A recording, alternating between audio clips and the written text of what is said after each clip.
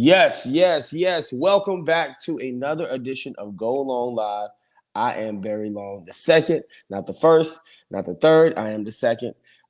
Today is Fed Up Friday. My name is Barry Long. This is Mo Murphy. What's going on, Mo? How you doing today, bro? What's going on, bro? Hey, it's Fed Up Friday. It's Friday. We get ready for the weekend. You know what I'm saying? Hanging out, final show to close out the week, baby. I'm gonna tell you right now, I'm fed up with my Wi-Fi right now, bro. I got some Wi-Fi issues going on right now. That's why I'm not in my usual studio, not in my usual position right now. But hey, we got to roll with the punches. It's live TV, baby. We are live on CoachellaValley.com. We are also live on today'scalifornia.com, today'scanada.com. We thank everybody for watching us on Twitter, everybody for sharing the posts, everybody for liking, subscribing. Please go and subscribe to Coachella Valley's Twitter and Facebook, as well as Today's California. Now, I got a little different hat on today. I got my white Laker hat on. Despite the Lakers falling terribly to the Oklahoma City Thunder last night after being up again, the second collapse that the Lakers have sustained to the Thunder this season. And I might add, the only two wins that the Thunder have this season, by the way. And there was no LeBron James last night, so everybody pump your brakes. But yeah, we do have something coming for the Thunder the next time we see y'all. So anybody out there that's Thunder fans, I know we got a couple. Katie Treadwell.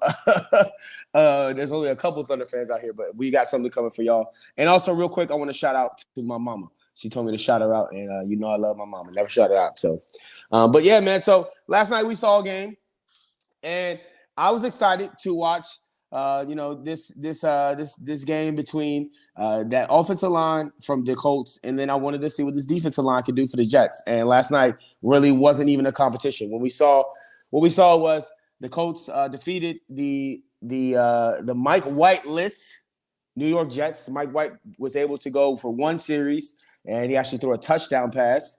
And he ended up hurting his forearm or some kind of arm injury where it made him come out of the game. So we ended up seeing Josh Johnson, who has been on more teams than – I mean, they listed his teams. He's probably been on 16, 17 NFL teams. But we saw Josh Johnson. He was able to come in, and ultimately they got stomped. At one point, the game was 42-10.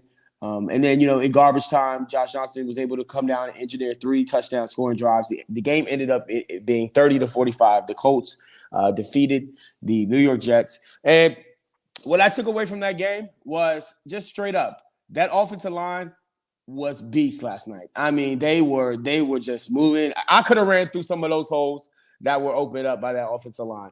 And it got so bad. It got so bad that at the end of the game, when most teams are like way up, when one team is way up on the other team, and they don't want to like rub it in. So instead of throwing the ball, down the field and trying to score and trying to run the score up, what they ended up doing is they usually run the ball and they run the rock and burn the clock. Now, last night it was the opposite, because what Indianapolis was doing running the ball was what most teams could do throwing the ball. I mean, they were cutting them for 78-yard gashes for just big play after big play. So what Frank Reich ended up having to do was to throw the ball at the end of the game in order to sort of run the clock out, because they were more effective running the ball last night. But and on the flip side for the Jets, it was just a sad thing for Mike White to not be able to go in after that great performance that he had last week. It was just sad for him to not be able to continue that game. Now, I know we joked last night. I joked yesterday about him being the next Tom Brady. We know that'll never happen. But yeah, this was his opportunity to show what he can do. And who knows? I mean, Zach Wilson sitting on the sideline looking like a toddler in the face, like with no facial hair whatsoever. But he is looking like, he's ready to eventually come back once he comes back from his knee injury and try to like reclaim his status as the starting quarterback and the franchise quarterback. But yeah, overall, what I took away from it was a bounce back game for Indianapolis, who now has a chance to at least start to make noise in that division, to win that division now that you don't have Derrick Henry for the Titans. What were your takeaways from last night's game? Oh, I mean, the Jets are not as bad as we thought. Like, kind of, it's a quarterback competition in New York, and Josh Johnson might not be included in that. It might be between Mike White, because he played well. First drive came out slow, whatever most teams do. But he responded by scoring a touchdown when the Colts initially scored on their first possession. responded, scoring a touchdown. Elijah Moore looked really well. Jamison Crowder played well. Michael Carter kind of had a down game, but whatever. But it looked like it's going to be a quarterback competition because Mike White played amazing last week.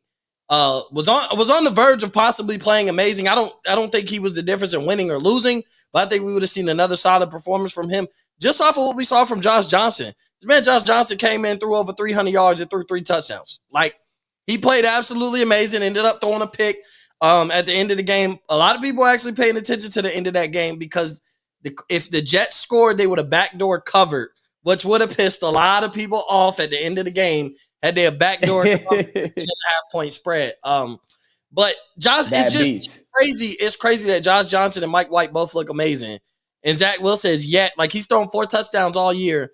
And Mike White threw 4 touchdowns last week. And then Josh Johnson threw 3 touchdowns this week. Like, something's got to give. Veteranship, the journeyman quarterback, and Mike White's been in the league a couple years. I understand all that, but something's got to give that, like, I don't like giving up on quarterbacks too early, but maybe Zach Wilson not it because, like, your third string quarterback came in and was super successful. Like, they're starting to, like, okay, either A, we got to use Zach Wilson better, or B, like, Zach Wilson's going to take a lot longer to get acclimated to the league. And I mean, it's not like Mike White's taking a lot of snaps. Josh Johnson was once a starting quarterback in the NFL at one point. But yeah. Mike White hasn't taken a lot of snaps. Play the way he played, and then Josh Johnson to see the way he played. Bro, I think all eyes in New York are once again, they're on Zach Wilson. I can't necessarily say whenever Zach Wilson ready to get back to practice, I can't for sure say that he's going to walk out there the starting quarterback. And I definitely won't say that if he does walk out of there the starting quarterback, the slightest mistake might be a reason to pull him in place of Mike White. And maybe the Jets are looking for a future quarterback next year. It's Fed Up Friday, and we are Go Long Live. I am very long. He is Mo Murphy. I'm fed up with Mo Murphy always giving up on these quarterbacks, these young quarterbacks. You don't want Baker. You're done with Baker. Baker's trash. He's trash. Yeah, I give it Baker his time. I don't, like I said, I don't like to give up Wilson, but we've seen Josh Rosen happen. Now, granted, Kyler Murray is not in this draft, so like there is no Matt Corral or Desmond Ridder or whoever, Sam Howell, Spencer. There is no Kyler Murray in this draft for a team like New York to give up on Zach Wilson. But I mean, they gonna have some first round picks. They made some moves where like maybe they're entertaining, not necessarily. Maybe they're entertaining a Desmond Ridder in the second round.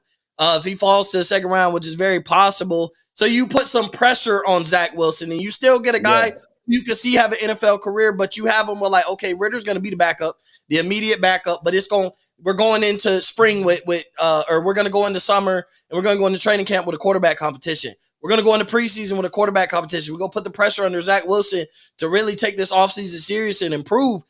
Because, I mean, after about 2 to 3 years, teams start like, do we rebuild and get rid of our quarterback or do we let him go? Let him walk? Do we trade him, release him, or whatever, and tank and work on the next year and getting a quarterback in the next draft? Like, you don't wait 5-6 years. That's why Cleveland made the mistake. Like, now they're going to go into this offseason having to, do we franchise tag him? Do we sign him to a long-term extension? If he doesn't want to take less money, do we kick ourselves in the butt and possibly regret it later? That's why you don't wait this long to sign an extension. By about year 3, year 4, you know that's figured out. Like, Dallas got lucky that they were able to do that, figure out that it was Dak, and Dak is their guy. But everybody kind of figured Dak should have got paid. Dallas handled it wrong. Lamar's about to get paid. You hope he's their guy. I think he is. But you see Mahomes and Josh Allen. These guys get paid because those are you find out that's your guy after about year 3. If Zach Wilson goes into year 2 with immense pressure, he could be released after year 2. I'm not saying, get rid of him now, but it's got to put pressure on them with your second and third string quarterback having games of their careers and you're playing absolutely horrible all season. Like, there's got to be some type of evaluation where we be like, hey, maybe it's Zach Wilson who's the problem. Well, yeah, maybe he is the problem, man. We'll see. Only time will tell. But at the end of the day, they did pick him so highly in the draft because there was a reason, and he does have flashes of greatness, even though he only has 4 touchdowns this season. It'll be interesting to see, but I'm all for a quarterback controversy. I love it, and honestly, hats off to what Mike LaFleur was able to do last night with Josh Johnson. Even though he has been a starter in this league, he doesn't take snaps with the first team. So he was out there, and he was, the first couple of throws looked like, it's gonna be a long night for him. But what Mike LaFleur was able to do was, call some screens, called a couple of trickery plays. They got him, I believe it was like a 3rd and 12. They got him some first downs, got him some traction, got his feet wet, and got him in there feeling comfortable. And whatever he can do, as far as making any of these young quarterbacks feel comfortable, or Josh Johnson stepping in feel comfortable, I feel confident in his ability to play call. So we'll see. We'll see. The Jets are not as bad as we thought they were. They really weren't. And defensively, I know they gave up a lot of points. They can't stop a nosebleed, when stopping the run. But they've got some stuff to clean up. But they've got some good pieces there. And I'm a Raven, and I love me some C.J. Mosley. He's back. So we'll see once he gets acclimated back into the swing of things. We'll see how well they can be. But yeah, they got a few weapons, and we'll see where they go. But we know one thing: it is the New York media, and there are going to be a lot of people that are going to be clamoring for whoever's the backup quarterback. That's going to be the most popular guy in town. So until they get that Joe Namath like franchise quarterback, we'll see. But now, so you brought up Baker Mayfield, and he's been in the news a lot lately because of what Odell Beckham Sr. has said about Odell Beckham Jr. and about Baker Mayfield not hitting him when he's wide open. You say what you want. A lot of you personally, Mo Murphy, don't believe that Odell Beckham was necessarily the one engineering that whole video that he leaked on social media. I think he was. But that's up for neither here nor there, because at the end of the day, whatever it was, it worked. And today is Odell Beckham Jr.'s birthday. So whether or not you want to say, man, he got fired on his birthday, you want to look at the glass as half empty, or you want to look at it as half full and say, hey, man, he got the best birthday present ever. He got released from Cleveland. They freed Odell Beckham.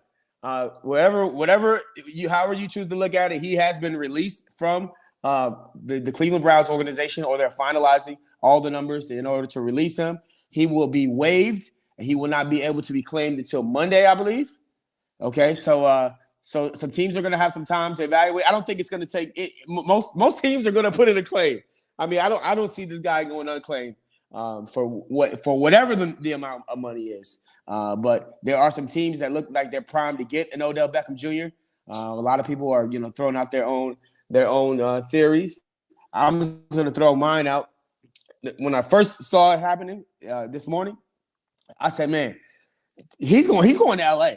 And just like kind of like LeBron went from Cleveland to LA, his last tenure when he came out here to the Lakers, it was kind of like I was like, man, that's exactly what it kind of feels like it's going to happen, because he was the one that said free Odell Beckham Jr., the one that got everybody underneath everybody's skin, and everybody riled up. It's like, okay, LeBron's now helping him. So maybe LeBron's helping him to come out to LA, and you got all that star power. You've seen that Sean McVay and the Rams and Les Snead are not afraid to go out and get big-name stars. They're loaded with stars on defense, loaded with stars on offense. Now, I know that the Rams really don't necessarily need a wide receiver, because you got Robert Woods, you got Cooper Kupp, who's playing at an all-time level right now. You got Van Jefferson, who needs more playing time. That's the reason why Deshaun Jackson left.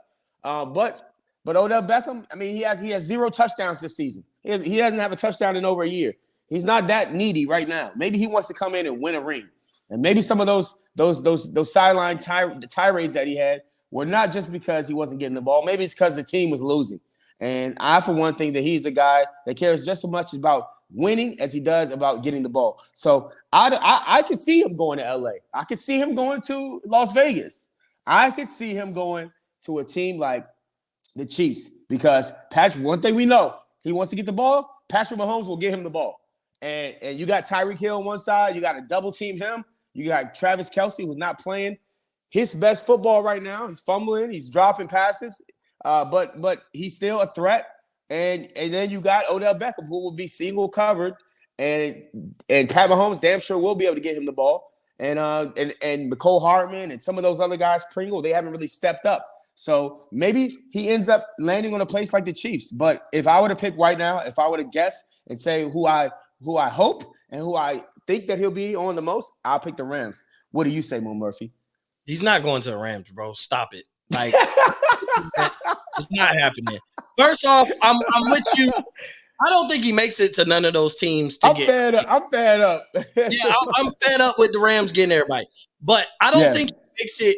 It's a tricky situation because Odell might not. This is like the first time he's a free agent in his career, but he might not actually have the freedom to go wherever he wants. I think a team will pick him up on the waiver claim.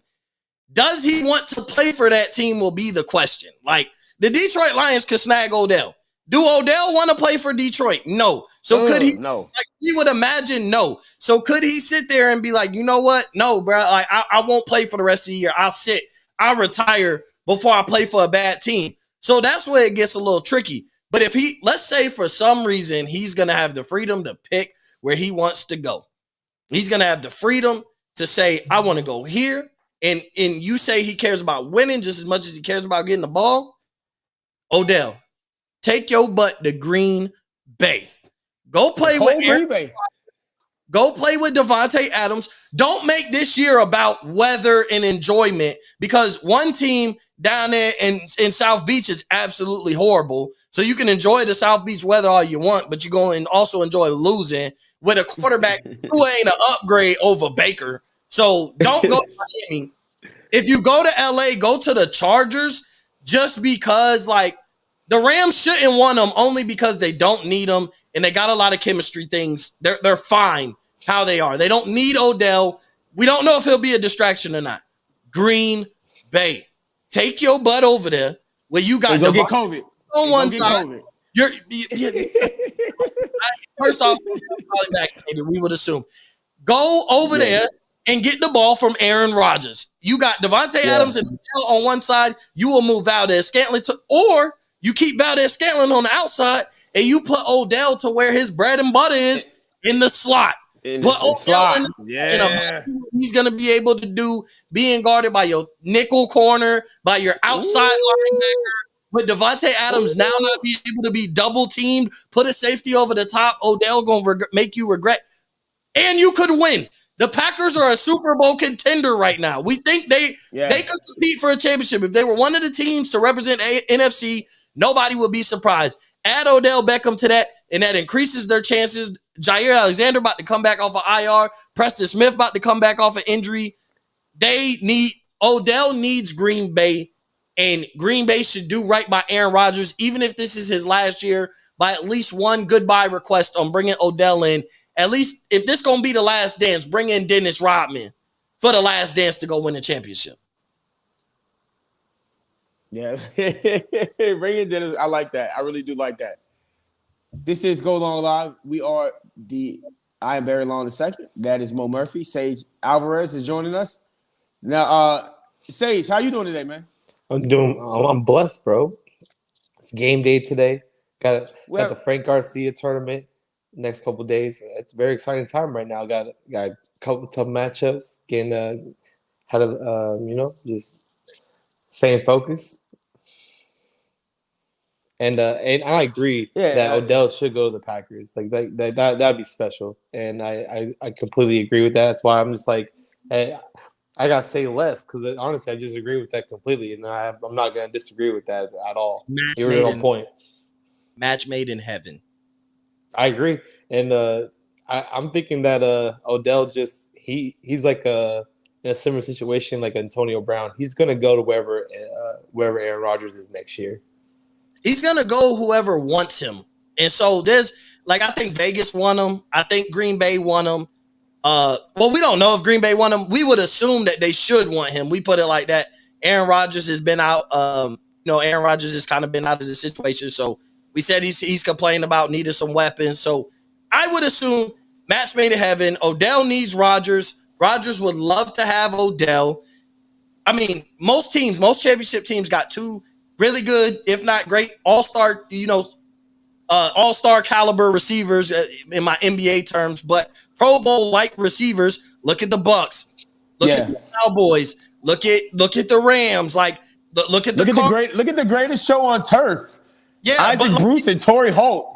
But even look now, like you look at the Bills. Like you start looking around, and you're like, everybody has at least two. If not, they got two really good receivers in a third. Like, the Bills got Cole Beasley. Like you got Michael Gallup, Amari Cooper, and CD in Dallas. You got Van Jefferson, who's come on the scene to have a three-headed monster over there in LA. Like, even Christian Kirk. Cole Beasley's good. Cole Beasley's good.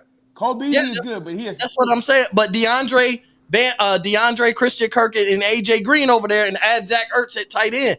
Like that's a three-headed. Like, oh man, that's tough to have to guard. So that's what AB, Mike Evans, and Chris Godwin might be the best three-headed monster at wide receiver in the league, and then he's got Gronk and OJ Howard and Cameron Brate at tight end. Cole Beasley is serviceable, but Cole Beasley ain't in nobody's big three. He ain't. Oh, yes, he is. He does exactly what he needs to do for a team to be your third best wide receiver. I'm fed up with. Neither is Van Jefferson. You bring Van Jefferson up in the name of relevancy, and Cole Beasley is better than Van Jefferson right now. But everybody throw Van Jefferson in there because he's the third guy to that wide receiver group. Cole Beasley is that third guy. He was good in Dallas. He's good in Buffalo. He does what he's needed to do. He does what you ask of him to do. He's not a star, but he's a guy who he can have. He just had 11 catches for 100-something yards like 2 weeks ago. He does what he needs to do. Whatever's asked of him. If Stephon Diggs has a huge game, hey, Cole Beasley just sit back, get you a little catch under, behind the linebackers and call it a day. So I just think Odell and Green Bay, it just makes too much sense.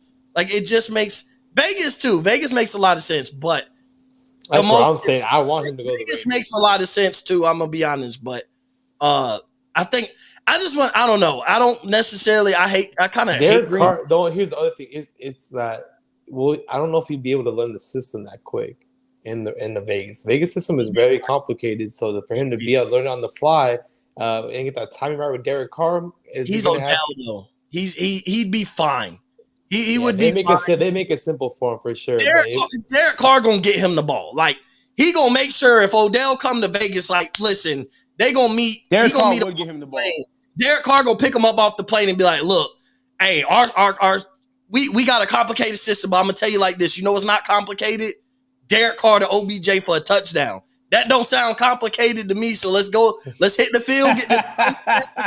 Call it a day. Let's go try and win the AFC. That's all I'm saying. I will say, Derek Carr. What I will say is Derek Carr has just. He's just one of the best leaders that we have in the NFL. He's a gamer. Derek Carr, his ability to galvanize the guys. You've seen it on Hard Knocks. You've seen the rapport that he builds with receivers. Even the relationship that he had with Antonio Brown was a good relationship that he had.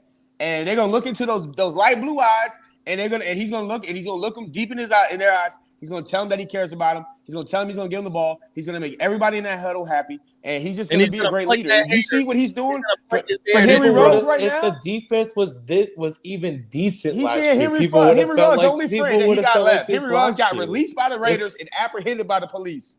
This guy, Derek Carr, is finally getting the flowers. He's been waiting forever to get, essentially since this rebuild.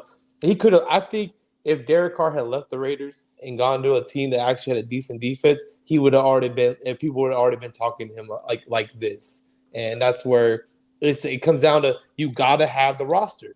This is a team sport. Like, it doesn't matter if you're Pat Mahomes, because if you don't have a defense, you look like Chiefs fans this year, just going crazy on Twitter. Just the struggle, it's typical when you don't have the roster. You don't have maybe one player can make up a huge, and that's what Aaron Rodgers did a lot of time. He made up for how bad not bad, but enough to make them a quality playoff team. Russell Wilson. Oh yeah, of course. Yeah, there's some players that do that. Yeah, but how much can they do? How much?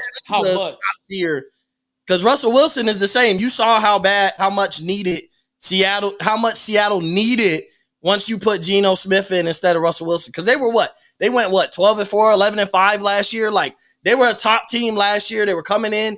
Like, they would have played hot. But like Russell Wilson, the minute he goes out, you're like, their defense is absolutely horrible. Their O-line is even worse than we thought, and we knew it was a bad O-line.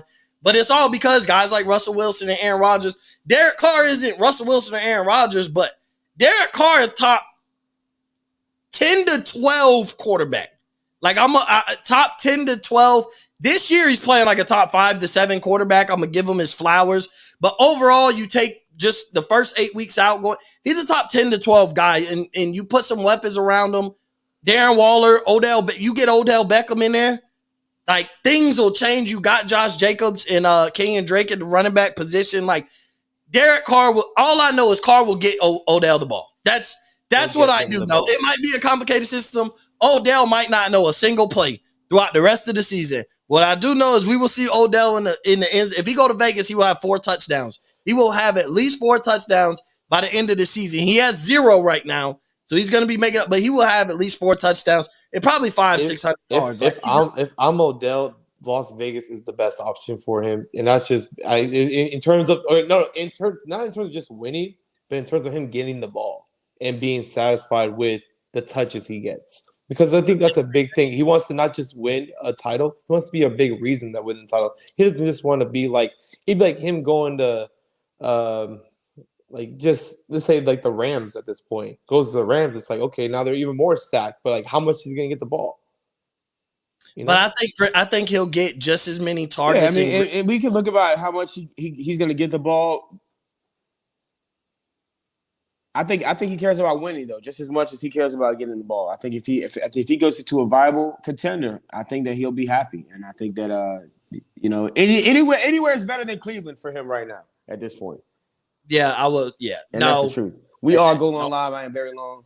The second, and shout out to everyone commenting about Fed Up Friday. I appreciate all the comments we got today on Twitter about that. A lot of people fed up. Yeah, it's Fed Up Friday, and whatever's got y'all fed up, what's got you fed up right now? We'll bring up a couple real quick. We got let me see if I can read this one because I'm having some technical difficulties. Can you guys read that?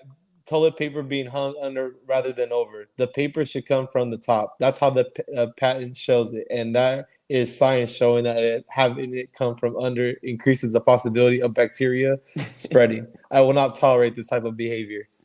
Wow. Hey, it's crazy because I was taught to always have it over, but it wasn't about the bacteria, like scientific situation. I was always taught since there's like having a little sister, since there's women in the house. That's disgusting. You never want them to reach under.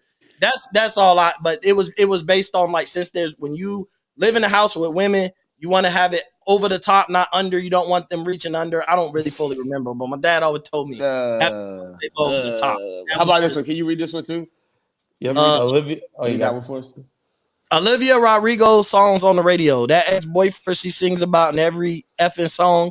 He didn't cheat and didn't abuse her at all. He just broke up, and he had the audacity to be happy afterward. That's what all her songs are about. But I never felt this way.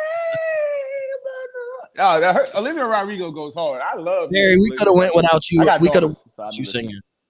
Shut up. Yeah, I'm fed up with his singing. Can I get a round of applause, Mo Murphy? Can I get a boo? That song is great. That song is great. There you go. I'm fed up with Barry. Oh man, that's terrible. That is really terrible. No more singing, Barry. I'm fed up with it. Fed up with me singing, right? Fed up with me singing. Oh yeah, man. No more singing, man. All right, so real quick, I want to discuss Ben Simmons. Ben Simmons is now going to be fined again by the Philadelphia 76ers. We just found out that he's going to be fined $360,000. Good Lord, that's a lot of money for missing a game now. Now they're going to they stopped finding him for a while, and now that he's claiming mental health and mental illness as a point of his not returning to camp or to the team. Now they're going to start finding him because he's not going through the Philadelphia 76 doctors. So it's just going to be a interesting thing that keeps happening. What do y'all think is going to happen with this Ben Simmons thing? I think that it's time. It's time to look for a trade, like right now. Like I don't care how trade him for a bucket of chicken. No, you're not doing that. Stop it. I'm not. This is a simple. No, I mean they're just gonna sit back and collect their own money. I would Bro, this is one of the best defenders in the league. I What don't can care he how do? much What he can he struggles. do I don't besides- care. Hold because on. if I don't care how much he struggles offensively. He is one of the best defenders in the league. I'm not getting bucket of chicken or a fucking ham sandwich for a guy that's literally like he's the guy you go to Mastro's. He's a steak. He's $120, $200 plate. He's like, come on, bro. He's a really great player. If Doc Rivers is a great coach, he'll fix those problems that he has offensively and make it work. And really, how many times have we seen great coaches disguise players like that and get the best out of them? Because in transition, he'll get his points. He'll get his double-digit points. And just his defense, he rips people. Come on, he's athletic. The guy just missing the jump shot. I've seen tons of players miss He's a the great jump shot, defender. but He doesn't. He gets more hate. facilitate. You know why? I was talking to Pooh. We were talking about my guy Julian. It's because he's in Philly, and it makes sense because my guy Pooh is top 5 in Philly right now in history of Philadelphia, and it's like, bro, those people will boo you. They booed Kobe. They will. They booed Santa Kobe. Claus. They booed Kobe after he won a ring. He was. They boo Santa Claus. Man, my own city. They're like, yeah, they do. They'll boo you, bro. They will boo Rocky. But look, all right. So Mo, what can he do at this point though? Ben Simmons has no options because if he shows up, then they're like, oh, you don't really want to be here, so go home. If he doesn't show up, he doesn't. So what can Ben Simmons do at this point? Because if I'm Ben Simmons, I don't know what. Make that the team's decision. Make that the team's decision. You show up, you do your part as a player, and you make that the team's decision on whether they send you home or not. But at that point, they can't suspend you. At that point, they can't fine you. Well, they can suspend you, but they can't fine you. If you're showing up and you do what you're supposed to do, get your value back up. That's all I'm saying is get your value back up. If you really don't want to be out of there, nobody at this point is going to give up enough for Philly to get rid of you without you playing a game yet. Now you said your mental is off. So now teams are like, okay, am I investing in a damaged player mentally?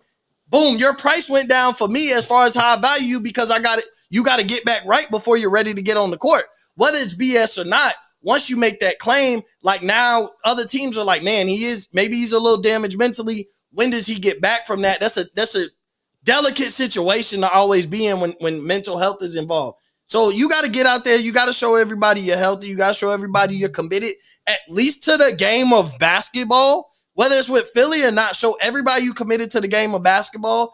Let things start to unfold. Come the trade deadline. We know the NBA trade deadline is way bigger than the NFL trade deadline. Trades happen. Oh, yeah. Whether it's a star or not, moves are made and team injuries happen. A lot of things start. Unhappy guys start finding out their roles by February anyway. But then injuries happen. And so teams who are in win now mode overpay for certain guys to cover up the fact that this guy is injured. Don't think that the team will not quickly overpay for Ben Simmons if one of their key players is hurt and they're like, you know what, we want him. And it'll be for what Philly's asking for. But nobody's really going to pay worth of nothing. He doesn't have any value to other teams, especially the day that he said his mental isn't right and he's not out there playing. You got to show up. It's just going down. You got to show up. Best ability is availability. You not available, ain't nobody gonna come get. That's like trade. Ain't nobody gonna trade for Kawhi right now. Right. He's got a torn ACL. What am I getting for him now? He's got the one thing that, and his value keeps going down. His value keeps going down with all these claims of the mental health and all this other stuff. And the more he's got to learn how to be a professional. That's the thing about everything. He's got to be a professional. The guy is ruining the bag for future NBA players by doing his antics right now. The thing is, you could act like this maybe on a rookie contract because you want the real bag, and those players really don't have money like that. They don't got the $100 million bag secured yet. But when you do, you're gonna act like this. You're gonna make it harder for the next generation. People are fed up with that, Barry. They're not happy, and my fed boy up Friday, man. Off the ball, he said, "I'm fed up with Ben Simmons," and oh my God, all my people in Philly are for sure fed up with him. But here's the thing: is you gotta be a professional. You gotta show up. If you don't show up, then they're gonna keep you, bro.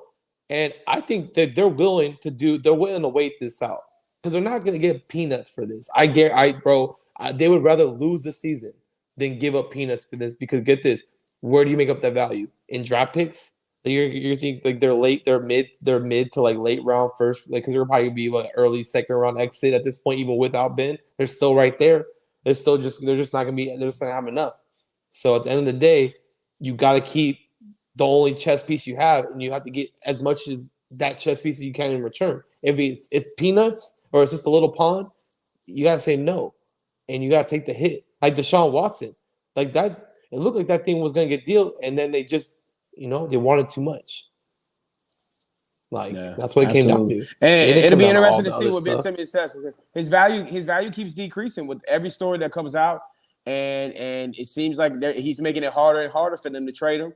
And it's like he doesn't really have any options right now at this point, except what you guys just laid out. So you're absolutely right, man. It'll be interesting to see how this conundrum ends and what team he actually ends up with. So, Mo Murphy, real quick, you are a college football guy. What college football games are you looking at this weekend? Which one are you most excited about? And which one should we be watching? Auburn and Texas A&M. That's got to be okay. Auburn versus Texas A&M got to be the most intriguing matchup. Auburn could shake some things up if they continue winning. They could shake some things up around the college football playoff. Texas A&M is going to continue to make Bama look better the more they win, but I think Auburn is the team that could really shake some things up. If they continue to win games. So Auburn and Texas A&M is like the premier. And real quick, watch out. Michigan State on upset alert. I'm not calling upset, but they on upset alert. Watch Purdue hang around a lot longer than you would expect. After Michigan State coming off that big game, all Purdue has left, I mean, they could be bowl eligible after winning this game, but they only got to win one more game to be bowl eligible. So now what they have left to do, man, they play Michigan State this week. They play Ohio State next week. Like they're looking to be spoilers and ruin team season. So just Michigan State's on upset alert, but I'm not calling them to lose. But if they get upset, you gonna come on here and beat your chest. No, I'm not gonna beat my chest. I'm not calling Michigan State to lose, but I am having Purdue like, hey, Purdue might have Michigan State shaking their draws a lot longer than you thought they would. All right, for sure, man. All right, let them know where they can find you at, Mo Murphy. Yeah, you can find me at Upper Flames Pod on Twitter, Instagram, _Cheese15 on Twitter, Instagram.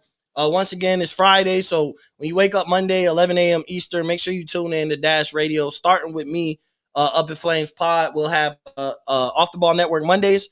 So it'd be me, then Chris, all the guys for 5 straight hours of Off the Ball Network Mondays. So make sure you definitely go check that out and tune in also. And shout out, make sure you go to offtheballnetwork.com and just check out everybody's articles. We put a lot of stuff out today.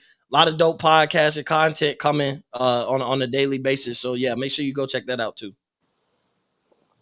Man, you got a lot going on. Right, Sage, where can they find you at, boss? Hey, you guys can find me. You can find Busy me Busy man. You can find me at Sage Dub on Twitter. You can find me at Sage Dub on Instagram. You can find me on Facebook at Sage Alvarez, and I'll definitely add you as a friend. For sure. And he got the shades. You know what I mean? Saged up. That's what's up, man. You can find me at Barry Long. Got your shade. _2 on IG and Radio Barry Long on Instagram. I'm saying on Twitter. All right, man. Y'all have a great weekend. Enjoy this weekend's college football. Enjoy all the basketball that's going to be on TV. And definitely enjoy that NFL that we're going to see this weekend. And we will say y'all on Monday, we'll break it down every Monday through Friday, noon 30. Never missing a day. So we're gonna come strong for y'all like we always have in the past. So stay focused, stay motivated, stay inspired, and remember, you're capable of doing anything. With Mo Murphy and Sage Alvarez, I am Barry Long II. This is Go Long Live. Peace.